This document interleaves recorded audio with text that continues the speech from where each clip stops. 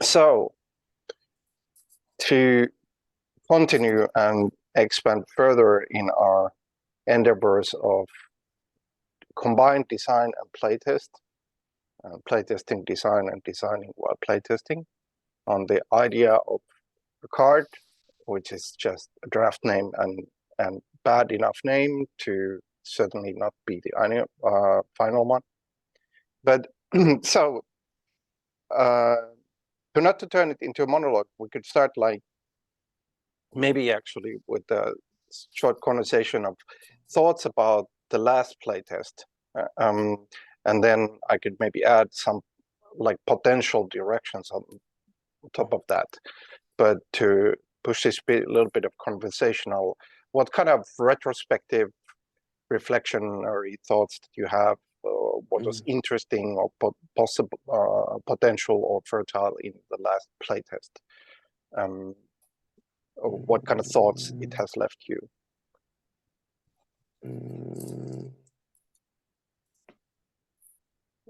I can hear thinking.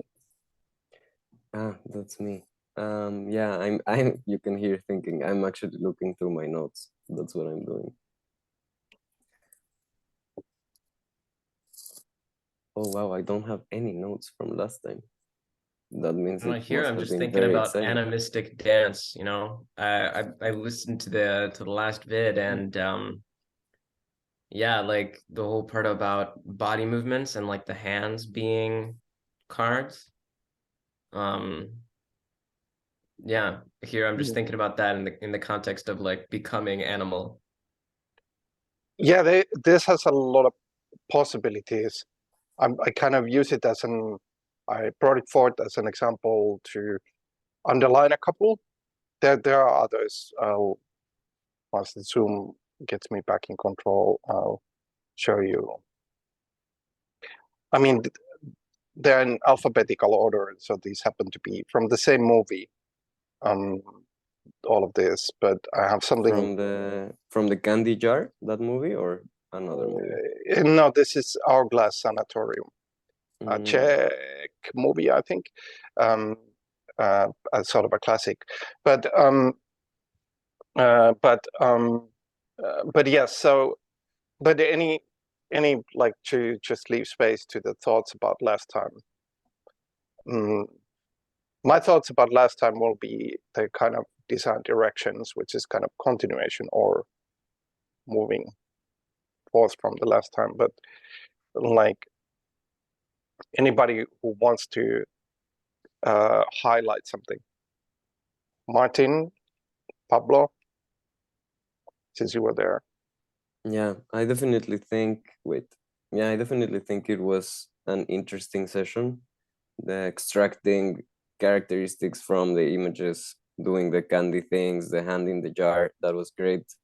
I finished that session thinking about how to capture those into actionable components, like those sessions where we drift away, how to get that into an operative piece that we can later use.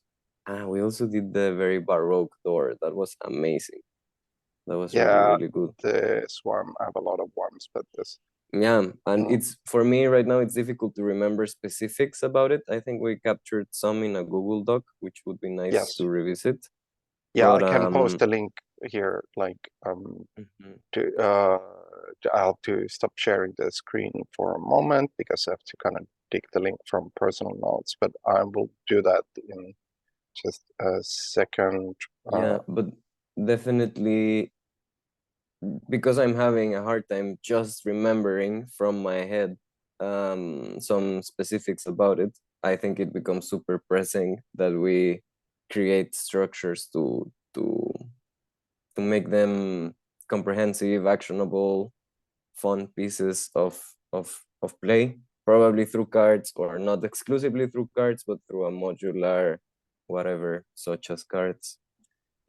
Yeah, the link is now in the chat, by the way. Great. So, any thoughts, Martin? Yes. So I first off, agreeing with what Pablo just said. I think it's the endeavor, but it's also now in the view line of finding a actionable or somewhat present form. But what I remember for myself rather vividly was the this kind of image of what I then called the patch bay, by which I meant the this composition which we engage in that moment, which, as Pablo said, when we're drifting, that one kind of that we kind of that these types of kind of structures then emerge, which then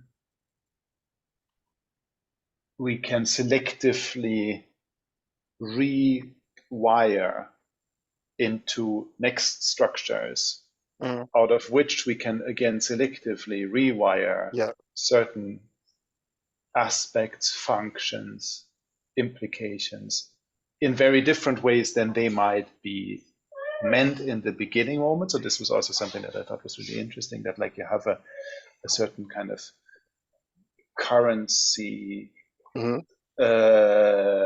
agility in a way. It's like you don't, like in the patch bay, you have a certain electric pulse and that needs to go from one module to another. But here we have parts of images that can be plugged into parts of concepts. And so that is a kind of figure that I retained rather vividly from last time. Yeah, like a structural agility. And you said agility, I'm adding structural to it, is an interesting quality in itself. And maybe I can take a note and bring one of the directions and what opens from it, like kind of related to what you were saying. But I will take three, let's say, game design structural mechanical themes. One of them will be called, like in drafty terms, flying or floating or mapping. Other one will be called stilling or freezing. And third one will be called diving. But I'll pick another picture to underline or take one of them, which is this sort of flying, floating direction, because it kind of relates to what Martin was just saying, where you started from. So now, in terms of creating these connections, I started like figuring out like, okay, let's just put the kind of short descriptions of the flying, floating, stilling, freezing, and diving. So flying, floating is kind of going upwards. It's kind of like the idea like you're in a card and you go up and you see a spread. But it doesn't necessarily have to be a spread of cards on a table, but you see a structure in a way, like the cards connecting to cards, and cards being in quotation marks, whatever the sources or framings of the cards, which kind of brings us to the stilling. The stilling is actually kind of like to be able to see a card. It could also be called framing, but I thought of stilling as a more flexible form. It's like, okay, this is a card. It's actions like this. So if flying is going upwards and seeing many cards, that stilling is like, okay, this is now the focus. This became a card, maybe this image.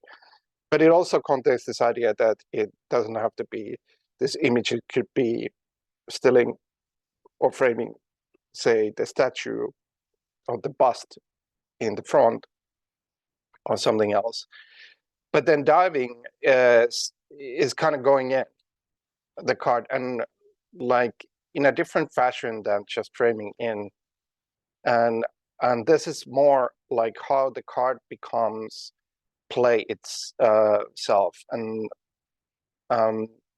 just to summarize that, because it might be a weird thought before I take even though I promised and I will start from the flying part, I'll just explain the diving that it's understandable. So think about, say, this card, and think about if I would name this blooming of concepts. just as an example. This, by the way, could be dying of concepts, but then how underneath that I could say, okay, to play this card as somebody organizes a play that they give certain roles. Like one of the roles is this bird figure here, or the one carrying the bird mask, and then they would describe it that as they put on the mask, they slowly start to grow feathers, perhaps, or that the birds in their hands, in the kind of marionette style, start to turn into living and start to fly off. And this is called the bloom. So blooming of concepts. That's one role. Then another role is a figure in a window. And this role has the rule of shouting things over the whole courtyard, cavalcade, parade, whatever this is, and whatever it turns out in play.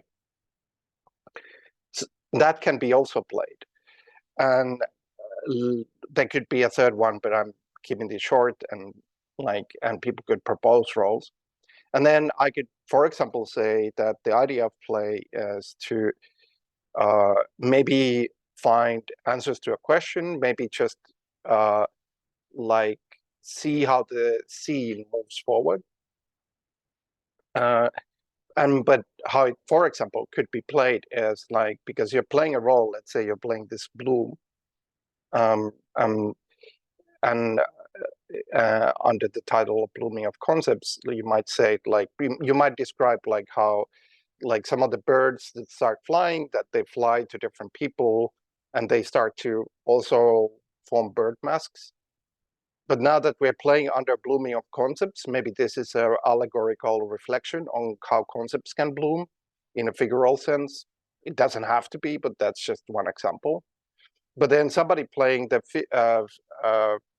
figure at a balcony would shout as this is happening, say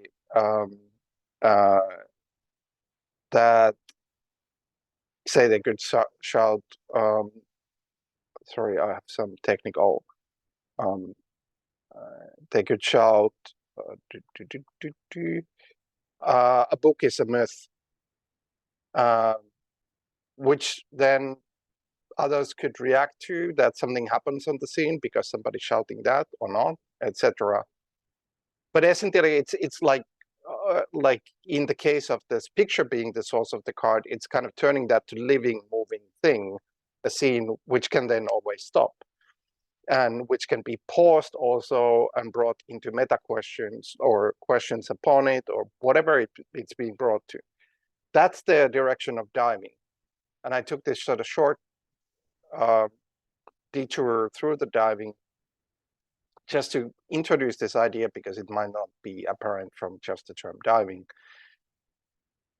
But to start off with this flying part, now, easiest way to think about this sort of going above the cards, seeing them, is of course picking another card, switching to it, and maybe building a relation to it.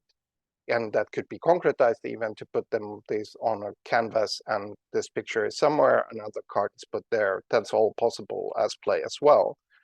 Now we're looking at a different direction than the diving, certainly. But think about this other possibility, which is kind of like flying mapping as well. That when playing this card, I play this as the house of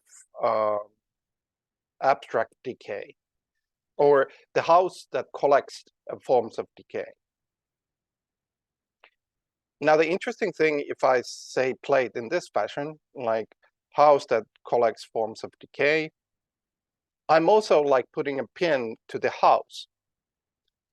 Later, somebody could play something else to the house, say, I don't know, this card, and say, oh, this is another view, or just an addition to the house that collects forms of decay. And from here, we see, or the house is expanded upon in its sense. Now, compared to the sort of flying above and seeing cards, that's doing organization. But this kind of organization is doing another kind of organization, the organization which you could roughly call worldly. That is like we're almost like building a world that now somewhere in otherwise undefined thing, there is this house growing, but that opens up a question like who lives in the house, or does anybody? And that can continue to play, expand it in itself. Or is the house part of a town? And what is the town? And that direction is also open up from there. And in a way, I put this in the same category as like seeing the card as a spread, like a constellation in a way, because that is organizing. But this is different kind of organizing, but both open up possibilities of play themselves. Like making this house and expanding on this house, it could even be that the whole play is organized by the house that collects forms of decay, and the house becomes actually a multi-meaningful, multi-card contributed area that is kind of fleshed out by the play. Maybe fragmentarily so, maybe wholly so, all are possible. Even without ever doing the diving, as the earlier example, not ever kind of turning it into a live moment, but kind of almost like adding like freeze frames of meaning to it, or cards of meaning, essentially. So that's already like two different ways of looking at this sort of constellation structure networking spread. Let's add another, which is another direction again. I'll go back to this card. And I'll kind of I take a visit to this sort of idea of stilling to introduce this. I said like stilling could be just any element in the card, and like let's pick this, that there is this frame in the middle of the picture which has little bit of like seems like a stony curtain, but curtain veil nevertheless inside frames, golden frames.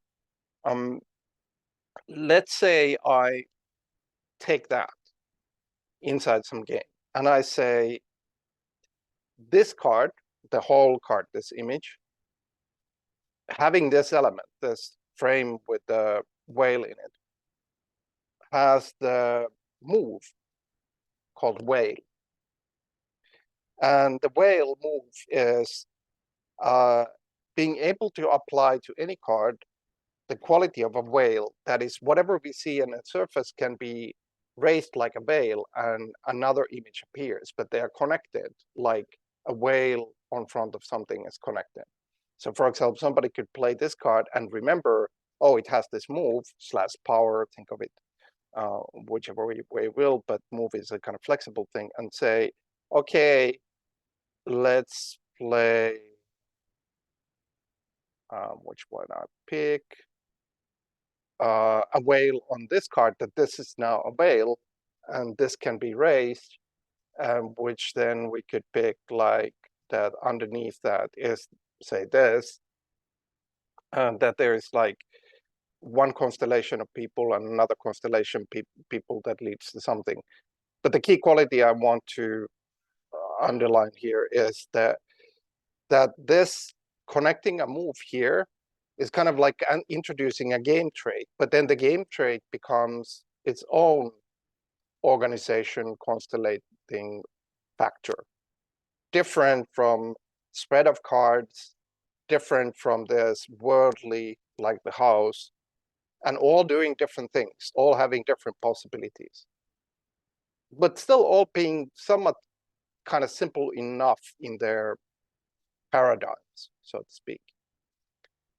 But because they open these directions, they open up different dimensions of play. So for example, now that we have this idea of introducing game traits, oh, having this image, it has the move veil and it can do it to other cards.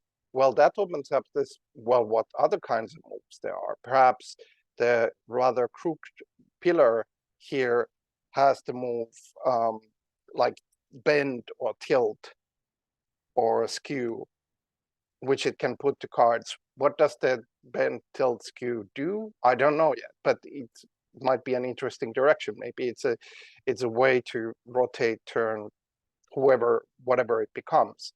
But that now becomes this sort of direction that we can use in itself.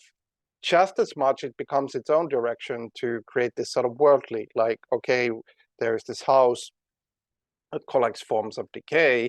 Now we can continue to build the house, but somebody might ask about the town or think about the town or the inhabitants of the house. Or somebody might think like, okay, this is a card on a table, what do we put next to it, and what is the relation on that, and what is the spread that comes from that? All are possible kind of ways to go above the card, all open very different directions of play, and all of these different directions contribute or expand the possibilities of one another. I put a pause there and ask for any comments or questions on this topic of flying, floating, mapping, or anything I said, or something else.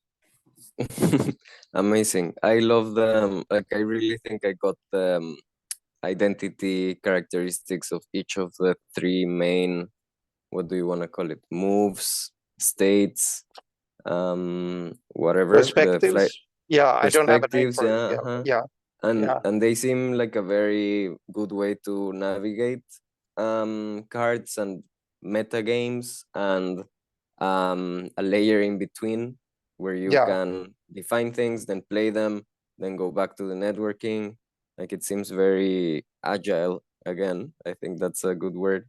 Having these three layers seems great. I see them as super, great way to both play and also to have something actionable that can be used to navigate cards, card making, card games, etc. Super, super nice. Yeah, I agree. Like they really kind of, for me, that this starts to expand precisely on this kind of, in the spirit of this sort of possibilities of cards as a meaning form and structuring of meaning, like respecting the spirit of that, like not doing any damage to it, really just like blooming out of that. Any other comments?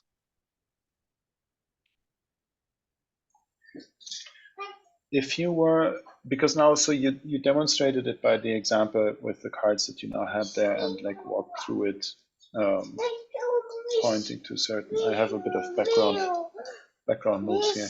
That's okay.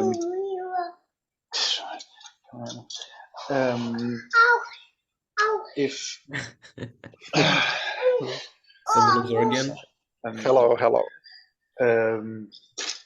If you were to try and like compact the quote unquote essential bit of what you were proposing, so that we, maybe each one of us, or like some of us together, could also go through, trying those out. Yes, that could maybe be something that I could like to just to kind of see where that heads. Yeah. Like, for example. And so, sorry, attaching to that, maybe at the same time, in such a way that we could already take a note, maybe in the Google Doc, about what was that we just now spoke about. Yeah, if anybody can, like my options of Google Docking are very limited, given my screen is captured by this. And I like as per usual, these notes. I can totally make notes. Great. I'll do it. Yeah. Yeah. No worries. I'm making really nice visuals too. Yes. But yeah, like to introduce possibilities of like enabling kind of playtesting this. Well, just some examples, like even if I use this image just still here, which had this both the idea of a house being built, or like if one expands from that, like there is a lot of power in that move. Like let's take an example. Rather than a house, I say furniture, and I say I'll pick this let's say this cabinet, the glass cabinet on the left, and I say it's a I could go into a direction of maybe I title it like just very draftily as I'm making this up as I'm going along, is the kind of cabinet of transparent containers, but that opens up this like yes, I could build the cabinet further, but if you think about it in this direction, like the houses, you could go from there is like, well, if this is the approach to cabinets, what other cabinets are there? Or what is the maker of cabinets like this? And you could expand that. And if you make the maker, then you could make another cabinet or other thing that the maker has made in itself. So this is really kind of how it's structuring, but it's structuring differently than a kind of concrete map in itself. So if I were to say that the maker of this cabinet is obsessed with like not just transparency, but ways of viewing into containers, that becomes like a proto-person, even potentially to touch a bit on the dive, a potentially role to be played. And you could even play the moment of, okay, now there's this role of a person who has made this one quality, a person who is obsessed with viewpoints, perspectives towards containers, whether transparency or not. And that could be played. That could be played in a way that it's given a card. For example, it becomes this person here in the middle, or this person. And this person might, the one with the white, whatever it's called, like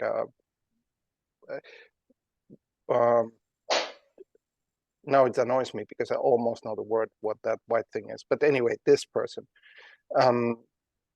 But now we have another quality from, if we make it this person, that if then this card is representation of that person is also saying a book is a myth we believe in when we're young. And we can use that to expand further to this person, from which before we only knew that they made the cabinet and that they are obsessed with perspectives towards containers. And maybe other things like that they are in this weird parade with birds. So like I'm looking forward to this movie. Yes, it's that really broadens up the character, I would say. Yes, it does. Yeah. Like, but I like with this, I'm trying to underline this sort of way of not just movement, but how the movement leaves organization, and a very different paradigm of an organization than the cards are, which is complementary, not conflicting with, like putting these, say, this card and this card on a table, which can be another kind of organization. So does that make sense? And could that be like, let's say we could do a playtest to work this out, to play just maybe this quality, like not exclusively, but focus maybe on it. And we could say scroll through other images and then try out like isn't especially, or like pinning down this sort of like, whether it's a furniture, person, house, room, really you can think of any term, whether holiday, like all of these provide this sort of building points, construction points. Okay. That sounds good. How do you see the? No, go ahead, Martin. I was just so like I think it could already be nice to kind of have somebody else show a picture, like begin from a picture like found by somebody else. I'm sure that like all of us have some, odd image folder flying around that stuff can be drawn from. Sure. And then so like now that you walk through the kind of process again, like to try and kind of conduct it then maybe from there. Yeah, sure. If and I have to be a bit honest. Like I'm not sure exactly that I yet understood the decisive step that you mean to propose. Like it's somehow, maybe it's because I'm half distracted, but you began from the cabinet, right? So you were looking at that one particular picture. You began from the cabinet, and then you tried to do what exactly? You kind of you tried to dive into it. How would you say that? Like, how would you kind of define what it was that you were doing there? Again, in a sentence. Like, first think of it kind of structurally. That, like, in a way, like if you would normally see cards on a table, what you're really seeing is a structure. It's a way to facilitate play. It becomes a kind of a board. But then think of another kind of structuring, which also facilitates play, which is, like, roughly speaking, I would say worldly. That is, we have all these structures, these Latin structures, how we understand world to be structured. So if I make this cabinet a piece of furniture, now worldly, by like being able to exist in kind of fictional sense of the worldly, I can use that to expand upon the sense of furniture in this room, this being the first seed of it. Just like I used this image as the seed point for a house. Because this seeding the house leads to, okay, this image, this other one, is another viewpoint of the house. The house is expanding. It's like forming a pinning point, like a nodal point. But it's also like growing in meaning. But the node point could be furniture, the node could be a person, the node could be a holy day. Like you can use everything to pin, and then in a kind of worldly fashion, use this Latin structuring that is underneath that to build upon the play. Like practically, this could be that somebody in a document writes furniture and then writes one example, this cabinet. But maybe other things are grown upon underneath it. But similarly, another building point could be a house. And that then leads to this, or opens up this association, like the city that the house is in, whatever it is. So it's really the structural view that it opens, and how it builds a different kind of a board than, say, the map build.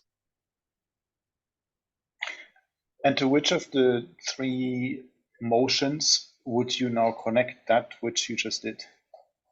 Well, this is more the kind of flying mapping part of it. It informs a structure beyond the cards. That's the key thing. It forms a structure. So the images, so the images that you show, you think of them kind of like each kind of being printed, so to speak, on a separate card, laying together side by side on a table. Is it that concrete an image? No, not necessarily. I mean, it's possible, but it's also very limiting if you have to do that before anything happens. Like it's like you can already imagine that, like that, like of course you can concretize that, say, in a digital canvas to put that in. But that's one kind of structuring, that's one kind of mapping. But if I'm mapping in a different way, like the house, it's also mapping. And it doesn't matter whether it's physically done. We could have a play, and whether these are physical cards or pictures or street views even, and we could say from a street view that, oh, I title, say, I don't know, a particular park as a park of memory, or park of retrieving memories. But now it opens up this possibility of playing in this world, like, are all parks then about memory, or are they all about, say, different kind of ways of changing how you think? A possibility, and somebody could build upon that. That is also structure. Yeah. There are two like main ways that I've seen so far of like using these constellations of like these networks of cards. One of them was to look at the way in how do you realize the image, right, as you perceive it, right? Like, I'm identifying this role, I'm identifying this couch, like, how do I realize even a world from this world, right?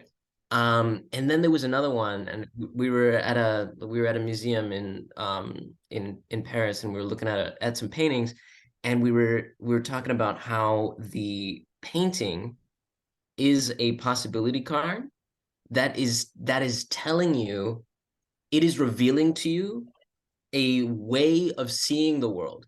And so another way is like, how do I construct a constellation to arrive at this kind of perception of the world, which is very different, because it's like the point is that as opposed to creating the object or creating the world, you are finding out how do you create the subject.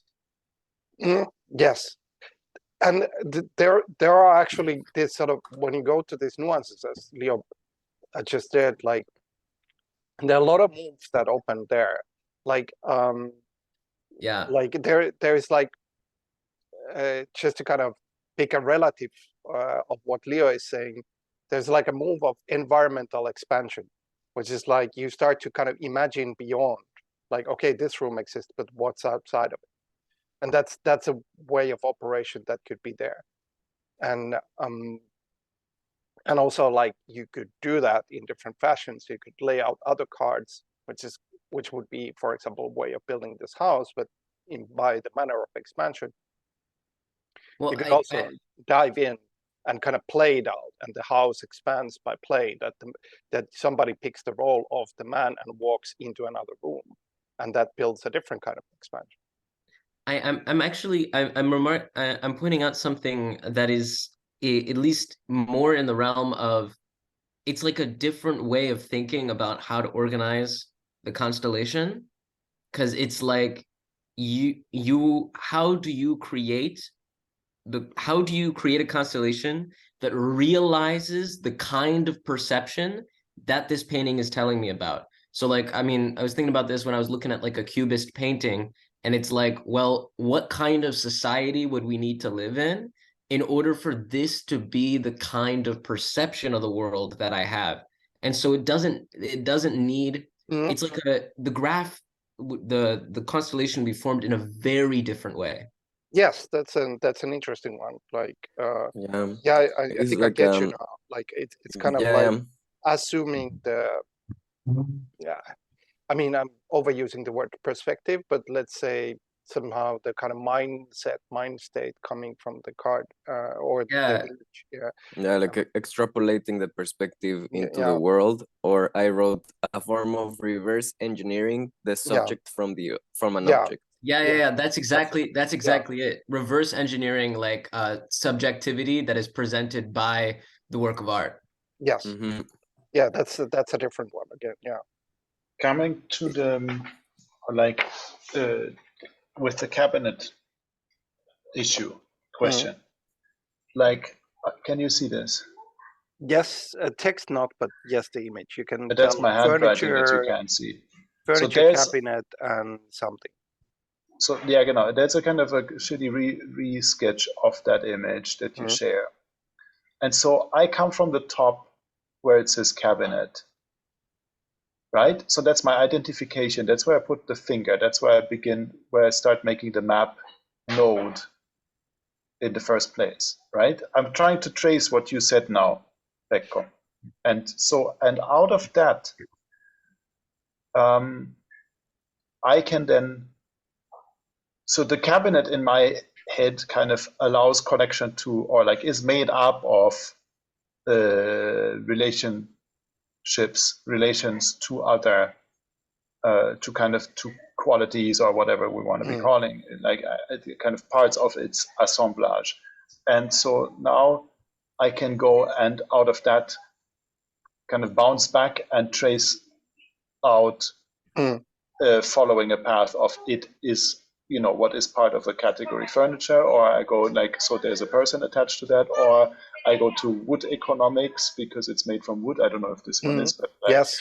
So is that what you meant? So you get an entry point by a kind of first identification following your own perception, maybe a bit differently than what Leo said, but maybe a bit similar also in a way. So you hook into a thing, you take that kind of act of identification seriously and trace it further, or not trace it further, but explode kind of, you go into your concept. Yeah, like worldly associations, like you're utilizing that you have already like a huge system of capabilities of worldly associations. When you say cabinet or furniture, you have like this whole system of understanding of how in the world furniture acts, and you can loan it, but adopt it in a kind of new fictional board where you kind of use that system, but you build like different associations. Like if this is a piece of furniture which had this quality of or what was it, like perspectives towards containers, you could go there to the maker of furniture and use that, which is kind of adopting your worldly knowledge of like that there are furniture makers. But you could go to other types of similar furniture, adopting the knowledge that you have in furniture in this world, and kind of regrow from there. Like utilizing that to imagine other furnitures, but now in the calibration and configuration of this worldliness, not even necessarily world, but kind of utilizing worldliness. So it's another system. It's a what? It's another way of structuring the play. Right. So it's a bit kind of tracing the assemblage kind of, or like active, like it's a bit like throwing it like a piñata, and then like picking up a piece, a particular out of all the many that you could be taking, and then making that kind of a mapping configurator, or like a kind of yes. Okay, and because that I get. So and just a short one, but because it's so varied, like you can pick on almost any concept and then take any direction from that, it becomes like a huge range of possibilities of structuring play. And I mean, this is totally stolen from looking at habits of people building role-playing worlds and looking at what is structurally happening in there, which is still not in books, which is sad. But this is kind of when I was trying to understand setting and setting structuring, I kind of like went through a lot of people doing this in practice in role-playing side, and always like thinking of it structurally, of what are they actually doing. And it's kind of this, that what they're doing. But this is kind of generalizing it into like a operational form that can be used as structuring for play. There's like another thing I'd like to point out is the way that we can play with the structures themselves. So, and like one thing that I've been exploring is like graph matching, where we can like see, oh, this card or this possibility is embedded within a certain constellation. To what extension and in what direction does it have commonality with other constellations constructed by other perceptions? so that we can like form common meanings between our cards. That like when I say furniture, we both mean the same thing, because insofar as like we're talking at the same limits of abstraction in the world, I say furniture, we both mean the same thing. It's the furniture in this house, that etc. And yeah, so you can play with the abstractions of meaning, and like there's a topology of meaning across the constellation that goes in different directions, and you can create graph matching between them. Yes, and you can, like, as you just did, which is a good example, is you kind of switching between kind of different paradigms of structuring, which is like one is kind of roughly semiotic semantic, but the other is kind of like diagrammatic. I'm kind of simplifying, I'm putting it in crude terms, but because I want to kind of highlight this quality that you could have another structure, you could have one structure which is this worldly, and you're producing furniture and whatnot, but you could also have, like, at the same time, use this card as an example of furniture and put it on the table into a diagrammatic spread constellation form, call it whatever, and both affect the play. And you can switch between them, which is kind of like a possibility as well. Just having, like, being able to turn this rubric of meaning and deciding which direction is interesting to approach the play, and selecting the one that is interesting. But it also means that when I play an operation, if I do an operation and I decide to move the furniture, what that means to you can be different from what it means to me based on our perceptions about like what constellation this card is actually embedded in. And like the graph matching allows you to see, like, well, we agree on the same thing at this level, but if we go back in this direction, not really, but then a little further down, yeah. Yes. And that is one style of play. Like, I know that you're interested, and it's a really good direction, is kind of like the finding the matching. And it's certainly a possible direction. It might be one direction. It's one direction. Yeah, it's a focus you could put on, say, the whole play, whole session of play, or series of sessions of play, or an ecosystem, a community of play, that they all keep the thematic of this matching, and then it becomes different play. But somebody might select something else, and then it becomes different play again. Totally. Yeah. And they, like, as you can probably see, like, even though I think the basic structures are simple, they all had a lot of depth, like a lot of directions that they open. Like, we haven't even touched, and we don't have to now, but like this possibility of like stealing this frame into a game trait and adding a move that, say, the move of the whale from earlier, which is a thing that this card can do to other cards or some other things, whatever it is. And now, for example, putting that card in a diagram might open the question of, oh, it's connected to that and that and that card, so it can make the move that some of them become whales, that they have two layers. And now we'll introduce another card underneath them to represent this. I'm wondering what you mean when you say this. Like, are you saying that you are giving the attribute to a card, like that it's getting a certain quality, or that like it can express something, right? Like maybe that you're giving it new expressive capacity, or yeah, I don't know. Yeah, sort of both. I could give an example. So this is me stealing another paradigm structuring through kind of analysis. And maybe the best example of this could be Magic the Gathering, or at least a good example, in the sense of, like, how actually Magic the Gathering is networking. Well, it's networking in many ways. It also uses kind of constellation diagramming table, but its main element is, like, you see the symbols on the card, and then the symbol actually creates a capability move. It adds an ability. So framing as an ability makes it a kind of operator. So it's adding meaning, yes, but it's adding kind of active meaning, which is a whole thing through Magic and many other card games and board games. But that opens up a lot of possibilities in itself. And this is a kind of example of this. Like if the existence of this frame in the middle is kind of the holder or the pin that marks that it has the move of the whale, and somewhere you have a description of the move, which is like whenever a whale is added, the surface of the card, maybe surface in quotation marks, can be raised, and there will be another piece of material, image, whatever it is, underneath. And I'm also emphasizing, like, I'm using images because they are an easy way to play and switch and so on.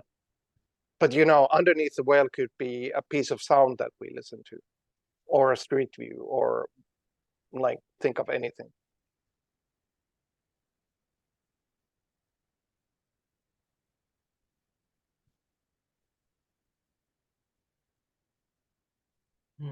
So there's really a synesthetic, which is a word I just love, quality to this. Yes. Where you're giving a possibility, the capacity to express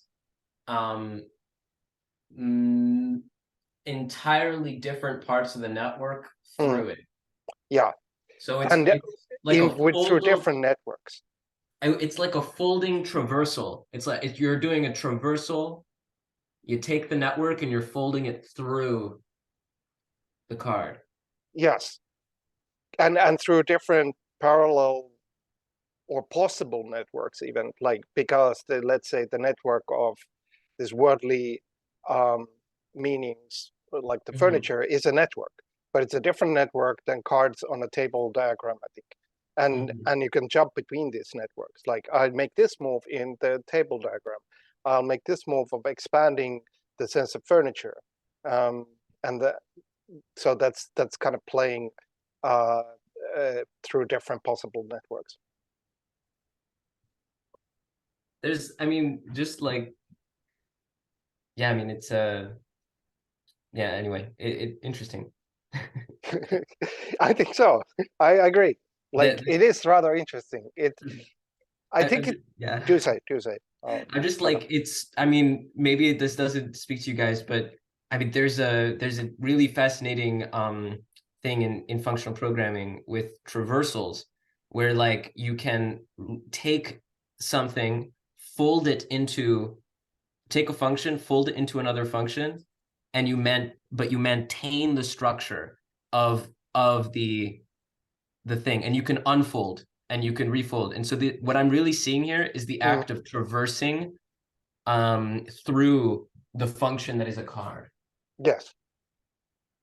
And like, one of the reasons why I kind of in the beginning kind of marked this sort of flying floating mapping, and then there's sort of you could almost like draw this picture that's kind of on the top level, and then in the middle comes this sort of stilling, freezing, which is kind of like the framing, essentially, which is kind of almost like going from this high structure that distributes different framings in the widest sense of framing, then just being able to make a frame, which is the kind of one of the key powers of a card.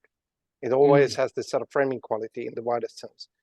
But once you create the frame, you can dive into the frame, which goes into this example of play inside. Like now we actually kind of like, doesn't have to happen inside the card, but it's a different approach. Is like, say,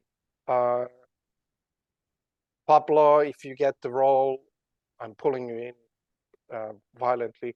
If you get the role of the bloom, and suddenly the scene is alive, and maybe it's alive, it's not like real time, but you're moving it. If you make a change from this, like how does it move or transform, then the scene changes for all of us.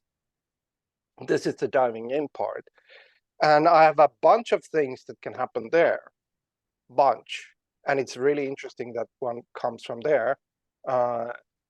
because it opens up a whole another way of play, and which then also expands meaning. Like if we dive into this and play it, whether we play it underneath the blooming of concepts title frame or something else. Oh yeah, Martin, you told that you had to jump. That's fine. So yeah, if we play it from there, that will add to the meaning in a yet different way than, say, all of these floating structures like the meaning or the kind of diagrammatic mapping and so on. By the way, Pablo, can my violent pull have any traction in it? Yes, for sure. I'm reflecting on this thing that I love about the cards, of being able to both have like these mechanics that generate other cards. So there's like some cards that can be templates, but then as they become cards, all cards have equal power on each other, and then you can really have a very organic growth of which cards spawn entire categories of cards, which cards remain as instances of other cards. And I really I see a lot of potential in cards growing that way. And with this, what I see now is these 3 moves of traversal of the card making, card playing space, which are the flying, stealing, and diving, which are cards in themselves as well. So yeah, in terms of the chicken revolution and my role in it as what was it? Conjurer of meaning, or what was the term? You can make it up, like there was blooming of meaning. Yes, yes. Blooming of consciousness. Concepts, but you can change it. You can change it. Like blooming of concepts. Yeah, I mean, there's a lot of blooming on concepts going on within the cards, and as they form into other cards, they can also become a setting for the blooming of new cards. Seen with this chicken who's blooming 2 cards simultaneously in a somewhat hectic environment, but also looks particularly fun, I would say. So I would say seems like a very good blooming of concepts over there. And as you're that, like I'll jump into the role of the shouter at the balcony, and I'll like the first shout is like you can see that they're kind of standing on the kind of balcony, holding the balcony rails, and then shouting first like bloom, bloom, bloom, and they seem to have an effect. I'm intentionally leaving it vague. Seem to have an effect on the bird figure, and then they shout, bloom, bloom, bloom. The book is a myth of lost youth. Concepts really do bloom faster when they are shouted at. Yes, and that could be a comment from the bird figure, or it could be something else, like however you play it. But this is like just populating or fleshing out how, and of course that could turn into really like a dialogue, descriptions of movement, even that kind of possibility. But in that possibility, now looking at this kind of structural view that we have, like just to make an example, let's say we have been playing like this, and I press a pause button as my move, and there's this kind of scene that is moving is now on pause, and I put a question on top of the play, which is, let's say the question is, what is the way of growth from signs when they become meaningful? I mean, that's super abstract. That's, sorry about that. Like, that's my malady of myself. But just as an example of like what kind of like that question then could be when the scene is unpaused and continues to play. It's almost like a chandelier on top of the scene, coloring the scene, and could like create concerns for the play and direct it. That's just one example of like what kind of things you could do with this diving in.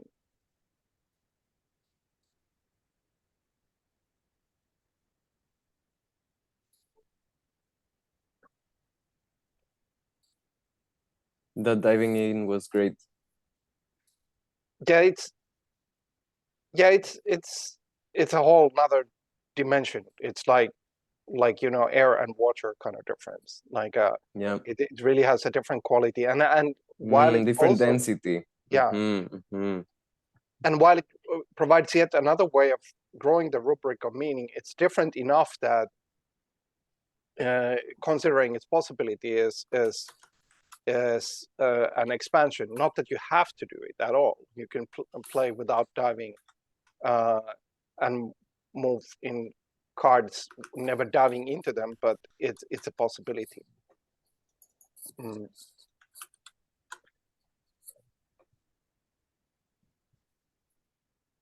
But that's like, there's a lot of other stuff. Maybe I'll make one more example just to point out one more thing about the diving. By the way, I was solo playtesting it, and this was the blooming of concepts. And in my scene, what happened was that this growth, like this figure actually became more and more a real bird. But once they took the hat off, the birdness disappeared. And then somebody was writing in the book about this may have opened up a revelation for me about concepts. But then we never see what that revelation is. And I played this as dying of concepts, and this became that actually this is one grave. What we see, this internal view, which seems to be almost like a lobby of some hotel, but in a graveyard. If you look like beyond the windows or the terrace, there's like graves. Like this. Dude, I love this. I just can't wait to see this movie. Yeah. It's my among my top what's it called, like stagecraft movies ever. Yeah, we need a Pecco movie list. Yes, but like the stagecraft of this movie is unbelievable. But so because it's also like okay, I'll leave it for later. But it's interestingly symbolic. Like in this, like okay, the view is to a graveyard, which make that this interior is an interior single grave, and this is the way how the concept of a hotel kind of dies inside of its grave, and then you can go in and play in the death, the ruination of a hotel. That was. But the one thing I wanted to point out is this, which is from the same movie, by the way. So I don't know if it's apparent, but these figures are sort of wax dolls, or they're rather humans that also move, but they are both in the roles of being wax dolls, but sometimes turning alive, seen in the movie. So to play this scene, I made the rule, which is now another way of playing with diving, is that when the scene is played, characters start out as wax dolls.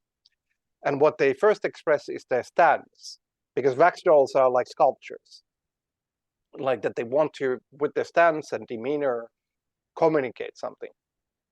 And they can move, like become living, and which then becomes like a normal interaction. But if they stop again, they describe the posture that they now take. And that's the general rule. It's otherwise also playing like a real diving living scene, but now it has a different quality because there's a rule upon how the play happens, that every character starts out as a wax doll and describes the qualities of that, utilizing the meaning, the sort of statuesque quality of wax dolls, And whenever they stop, they describe the modified statuesqueness of them. And by presence of this rule, this becomes contemplated developing quality of the play, just by having that rule, which is like 4 lines.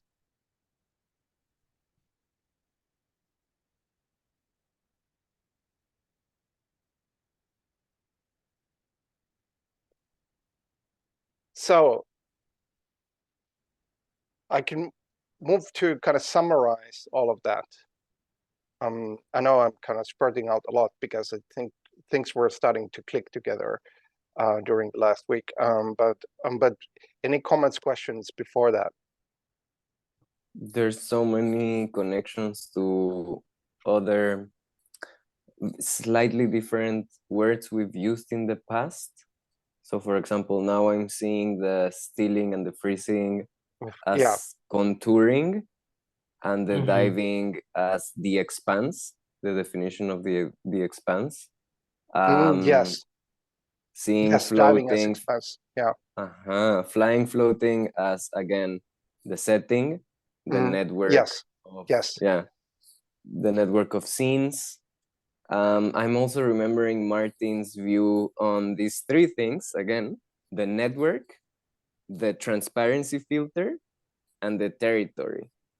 And you could also totally map it to this thing, having the network as this flying, the transparency filter as the freezing, and the diving as the territory. So that is really, I'm like, okay, I guess it's a continuation of that conversation as well. But they have like all of these distinct flavors, but they are related in a way. So I'm like, just how close can you bring 2 things together without them becoming the same thing and retaining their own particularities, but really acknowledging that they might also be the same thing? That's my struggle right now. But otherwise, really enjoying these 3 navigation mechanisms. Yeah, and like connecting that to a little bit of like a rough summary is, and this is also a quality that I was kind of analyzing out of different play structures. And one of the key areas was looking at structures that are generative. That is, like, something does not exist. What kind of structures people use to create that? Like they need to make existence of a village or a house or a person or whatever, and it doesn't exist. And one of the key qualities was that it's actually not so useful to have like long descriptions and whatnot, like but it's very useful to have this sort of like almost like levels, like quick elevators of, okay, I select something on the high elevator, like I approach this in the manner of, say, these sort of worldly qualities, and okay, now that's interesting, I pick here the worldly qualities of wax museums, for example, and then I add to that, now I dive in or describe into that as that the common nature of wax museums is a combination of closed and open environments, and that's a fragment, but I'm added something to that, and like this ability of like moving in very small pieces, but then a key thing being like being able to have some structure of being able to move up and down from abstraction to detail, and then in all the levels, like being able to add something very little and leave that as a further seed, like this sort of seed-like behavior in everything was like a common direction where design was moving more and more, because that was functional. And so this is why this is informed by this kind of qualities, and why this kind of, I think, the structuring is important. It's also a kind of way of mapping, like knowing where you are and where you could move and how to play. I mean, in this play, you don't need all of these possibilities, and of course, there's more possibilities. but the more you have structure to it, the more you're able to hold various possibilities in play, able to remember them. And so, yeah, from this sort of like a kind of super play structure, you could limit down many play structures, games, so to speak, of course. But it's also like this offers a good way of containing a lot of different forms of play, even in the sort of individual types of play that can happen from here. Pipes. What, pipes or pikes? Pipes. Pipes, yes, yeah, and kind of like traveling in the game with the map. Like, oh, there is an elevator. I can go up and down, and if I go down, there's these rooms I could go into. If I go higher floor, then there's these rooms that allows to understand how to play. This thing, I mean, it's interesting to see how like desire will, you know, what if I don't want to see the abstraction, you know? Mm-hmm. What if I just want to keep going down the pipe? And like the game's Yeah. designed that way, you know? So like that's something we got to be careful of, I think. Yeah, it's like in the kind of grammariness of this, it's of course possible, but also because you can kind of calibrate a particular play, that calibration you make can limit that, like, and in multiple ways. Like to put it super practical is like, maybe you cannot make the move of diving, or maybe you can make one move of diving, I don't know, every 10 moves. That's an awkward way, but just to kind of But I get sketch the out point, later, right? Yeah. Totally makes sense to have a balance between the three moments. Or, I mean, and that balance does not need to be like equals amounts, but as you say, restricting some of them or favoring others so that we don't get lost in the pipes, which is truly a danger of the meta games. Meaning, creation of meaning, exploration of meaning, the blooming of concepts, which is again the same game where you derive meaning from chaos. So yeah, the pipes are deep, so we have to be careful. I mean, also, say. I think for like, at least the way that I'm seeing it, it's really this like fourth movement, like where you're trying to reverse engineer the subjectivity that is like that is revealed to you in the moment, which is kind of like this, I don't know, for me that's like a step back that allows you to then go forward again, but it's like, how do we completely reorganize the constellation of meaning, you know? Yes, exactly that. Exactly. And so that fourth move for me is pretty important, at least in terms of like, as one of the possible strategies that can be used to avoid becoming a pipe rat. I strongly agree with you, but can you explain what do you mean by fourth move here? Like, just to understand you. We were talking about, you know, you can either go through the card, right? You can either see the abstraction, and then you can like, what is the current constellation? Yeah. And you can also, what was the other one? View the quality of the cards as it currently are, or whatever. And then the other one was like playing with the structure itself, not necessarily through a traversal, but by simply taking the position of trying to create a new constellation that describes how one realizes the subjective position that is conveyed to them by the work of art. Yes. Yeah. Reverse engineering the subjectivity that is presented to you, so that, like, you know, it's like, maybe in order to obtain the subjectivity that is described to me in this thing, I need to traverse 10 mountains and have just come off of like so much LSD. Like, who knows, you know? I was also gonna use a drug analogy, because I think this is, if you're traversing the pipes, this is as if you take the pipe and smoke the scene, and then you are like, your perception is changed through the scene itself. You are now expressing its subjectivity, but you have to like put it inside, pull it out. And there is a kind of like which might be this, but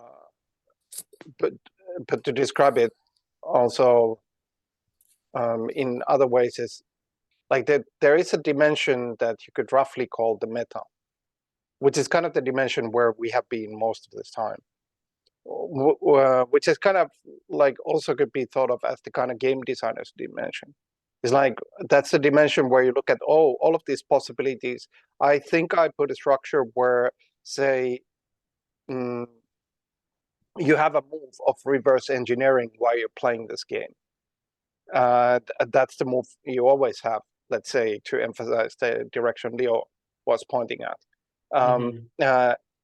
And let's say you have a move of adding to the worldly qualities or structuring that. And like you have essentially kind of set the moves, and that then becomes a calibration of how you play with this.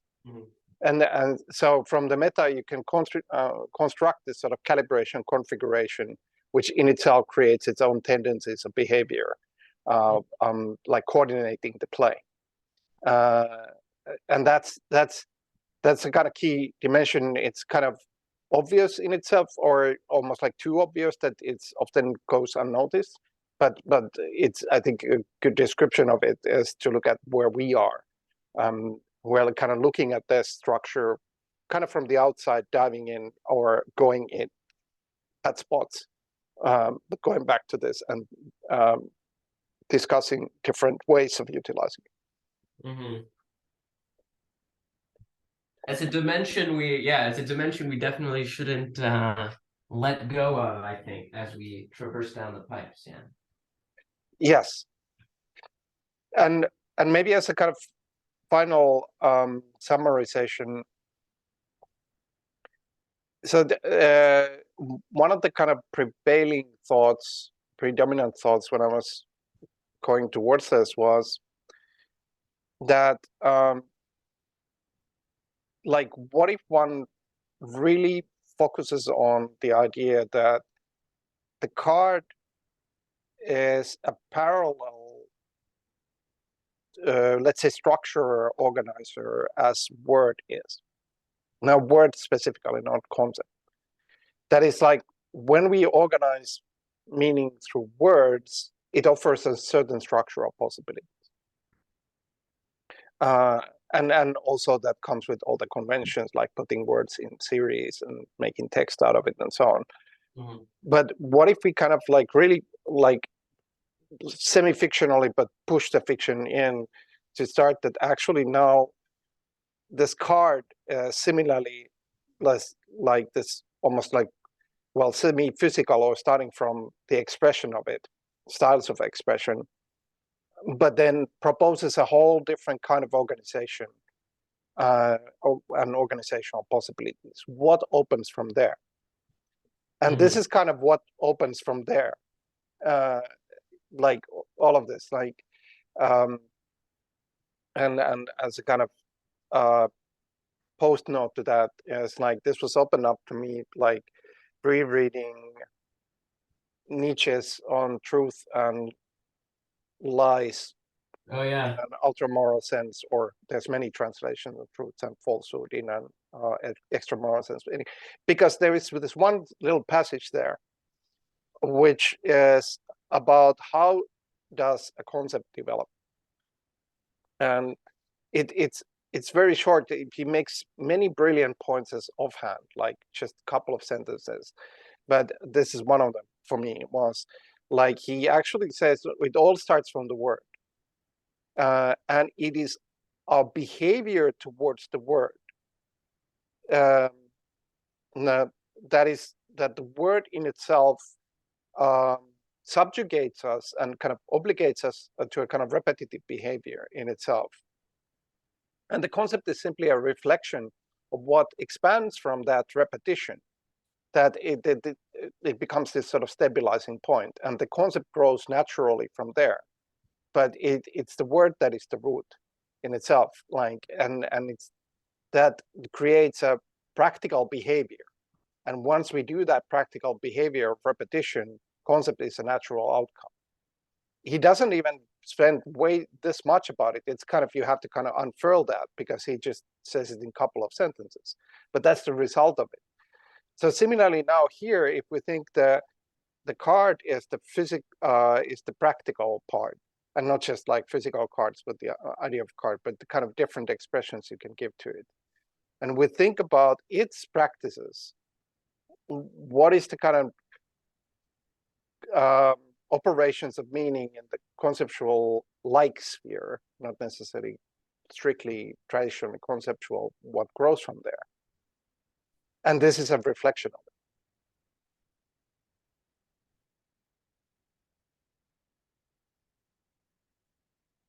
Could you repeat that last part? From starting from where, like you were making a point, and this is a reflection, and what are you referring to with the word this? So like this whole thing, like this structuring, is a reflection of that. Like if we start from that, okay, word is like a practice, and Nietzsche's point being that practice actually entails forming of like thought pattern, like concept, by the very fact of word obligating replication and repetition. Oh yeah, that I completely agree with. Yeah. And therefore the word is the kind of initiation, the seed, and the practical operations of the word are the seed. But now, if the practicality is the card and the operations of card is the starting point, similarly, what is the growth from there? Well, and, I mean, and this structure going beyond text, you know, it's like, how can we create languages that are based on, like, how can our words be moves that can express graphs and networks? Yes. You know? So that's it's like turning our language into speaking the language of graph formation and traversing. Yes, and the operations upon it, like if we think of reading is an operation of following a serialization of words, that's a style of operation, style of play, really. But then this, the card as a form suggests different operations, and then different operational culture, and all of those are growth points towards like similar direction as concepts like thought patterns and so on, but they are different. And this like structuring here is a reflection of like, this is really kind of creating different thought patterns and operations.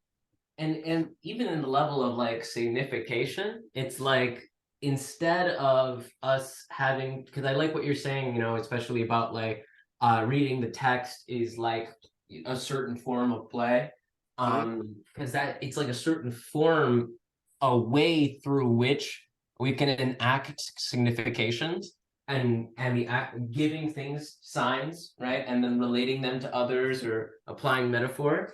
And the cards is just another medium by which we can do that, you know, in a much more flexible, like n-dimensional way. Yes, different medium, different tool, different interface, like having qualities of all of those.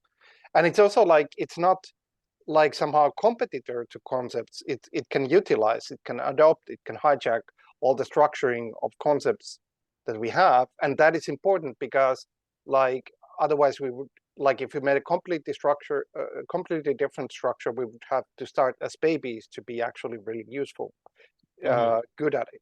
But here we can hijack, we can steal in the structuring and organization we have from concepts, but just put this sort of different practices, different ways of playing to it, and kind of therefore recast the concepts and start to modify their practice. We can start at our current level of dimension, right? And then we can just keep on adding them, you know, and go into whatever we like. but this also opens up, like, or even kind of explains why this is so friendly to any like source medium, whether that's a word, whether that's an image, whether that's a sound, whether that's a piece of film, whether that's a real life place. Like, why this construction take them, because the card form is more friendly to that. Like, it can put those in kind of equal terms as words. Of course, they have different behavior. That's the richness, because they have different strengths and weaknesses, but they can all like work in a kind of equal fashion, contribute. That's like, this is you know, the concept that I'm really reminded of is Seller talks about sign designs. And like, you know, there's the character, and it's like, what does the word love mean in cursive versus what does the word love mean in Comic Sans, you know? And like, it's that same, so it's like, even when we talk about words at the level of text, we still have the game of the sign design, you know? And like, we've got that here, Yes. but like the design of the sign is also the network in which it is located. So you're not, it's not simply like the letter A is Comic Sans or is Times New Roman, but the letter, this particular sign is within a specific network, and that is its design. Yes, that's a great way of putting it. Yes. Yeah, that exactly. was amazing. Yeah, because this stem from this, like, this one of these quirky, very dense qualities of cards is that they inherently imply an outside network. Like, even a deck of cards is a network. But then a way of playing cards is another network. Like, you take them from a deck and then you play solitaire, another network forms. And it's a natural part of them in a way. Like, but they also contain kind of insides. It's like, oh, inside this card, then it's a, I don't know, Jack of Hearts. It's another kind of dimensionality to it. And because this is natural for this form, it precisely brings to exactly the point you're making, that it kind of includes the network. It's like, it's this Comic Sans, it's like, it's in relation to the Times New Roman that is on the other page. You know, and that is part of the sign design of how you interpret that particular thing. And today, the only way that we can like really read that or interpret it is by going in one direction, flipping the page, seeing the other thing, and then going back and reinterpreting our past significations. Well, here it's like we can collapse all of that like interpretational labor. You know, in order to understand network formation. Yes. We're speaking that language. Yeah, and it's like these cards are windows into worlds, and these aesthetics of each card really should point towards the networks they are part of. Yes. In a way that you can infer those qualities. And they even have... that's for sure. And that would keep us in the abstract at the same time, while we're even in that other, you know, if that's like one of our design like ideals. And they even contain, quite naturally, not just the networks that we assume for them, they contain potential for other networks. Like, even to take even the standard deck of playing cards, somebody can design a new game, and that's a new network that draws from their network potential. And this happens in the most common playing cards. But it's a quality of cards in itself. Like, we can assume certain networks for a card, like we could assume for this, like that it's part of the sort of diagrammatic play of playing spreads on a table. But because it's a card, somebody could suggest a different way of playing, and that still works because it's a natural quality of cards.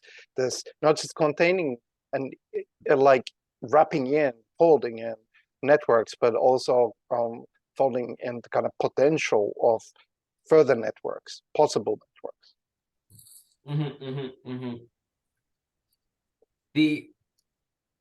There's a so I mean, completely unrelated point.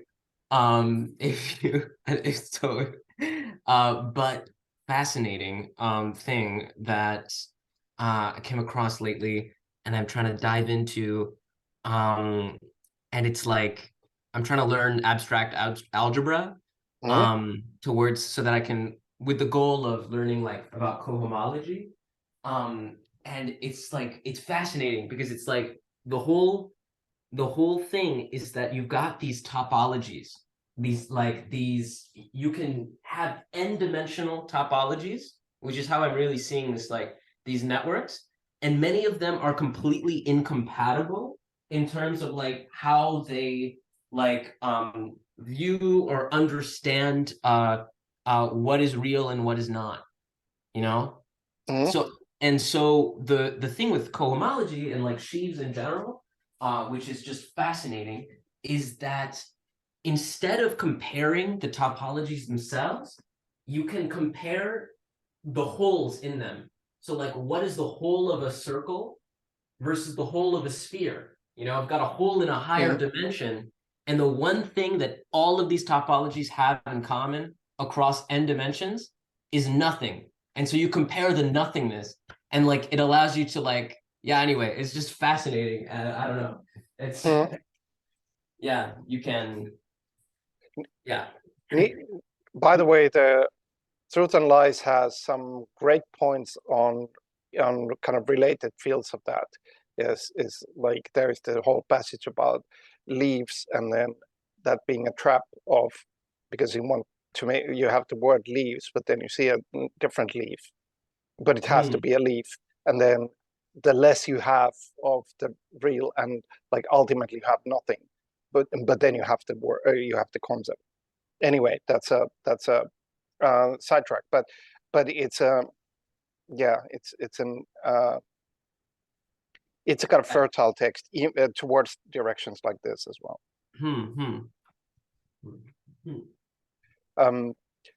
But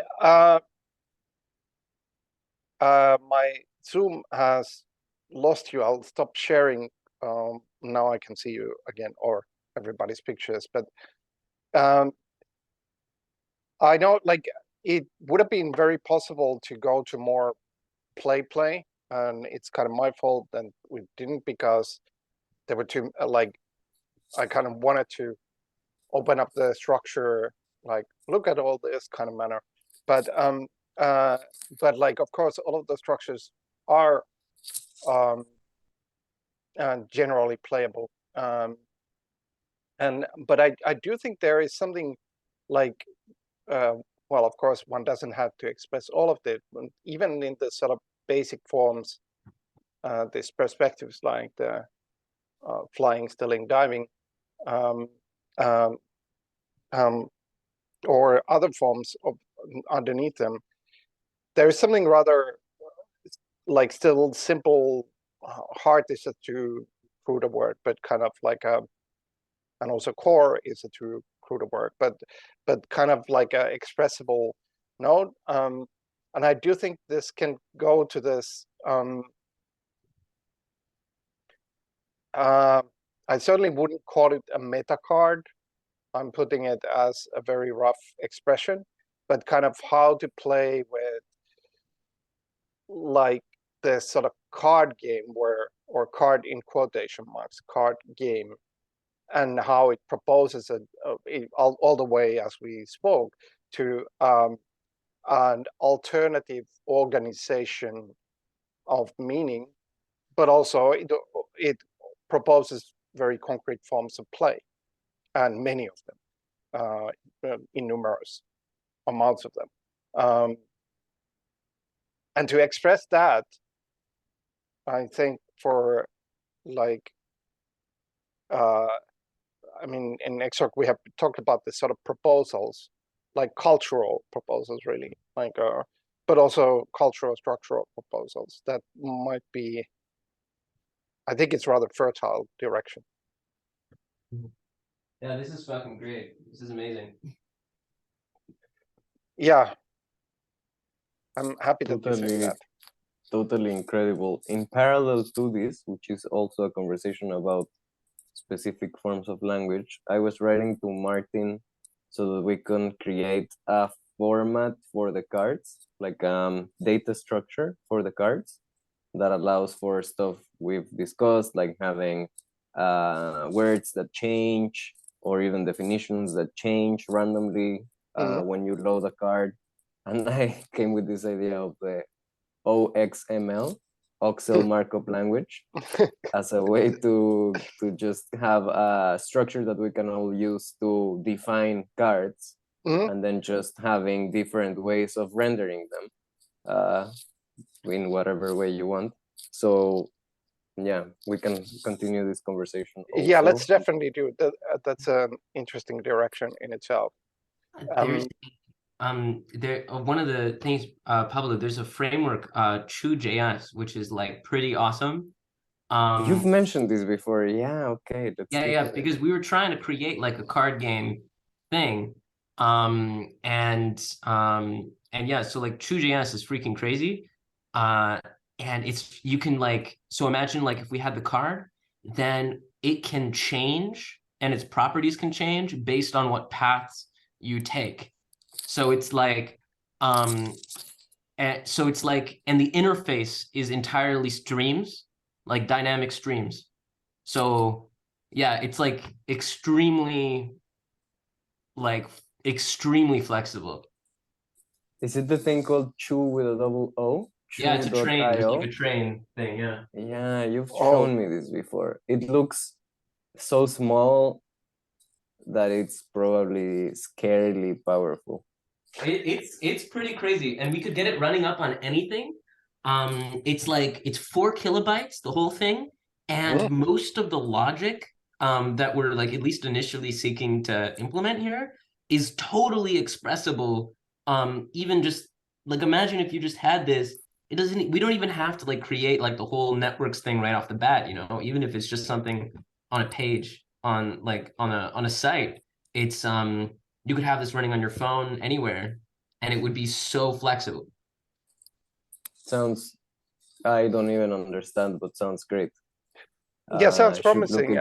Yeah. And also what you described of the structurally, it like given my limited but not non-existent understanding of HTML and the JavaScript part of it, like I think that sounds like a promising direction towards this kind of possibility.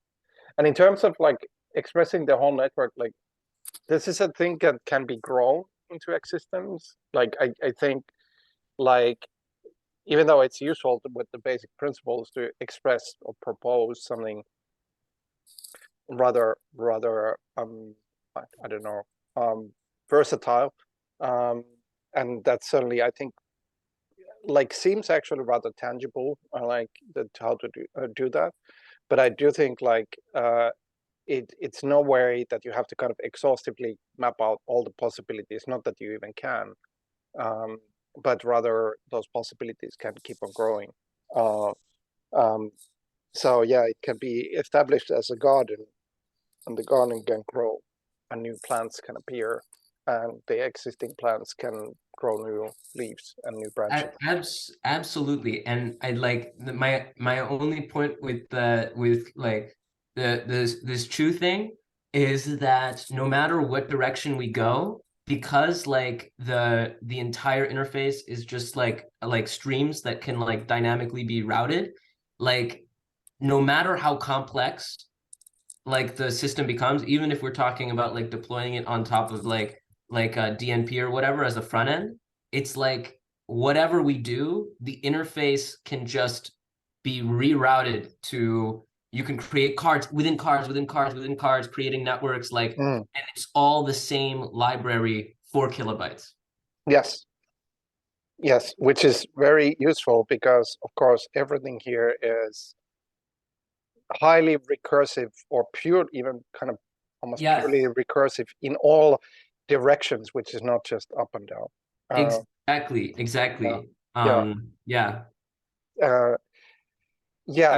gotta go. I think we're finishing in general, like and this is why my apologies of not getting to actual playtest, because the god of time is violent and forceful. But hey, like I think yeah, generally I like we can decide on further sessions, and like I said, practically it's good to give for the next sessions time for Jakub. He's been occupied, but now if he's, because he needs some input for his design university element, so we might I think give a session as needed for that. But like I think there is something very worthwhile here to continue and materialize. Yeah, that sounds, we should totally do Jakub's thing, and in parallel we can have a conversation about tooling, having a fun way to capture cards and to play with them.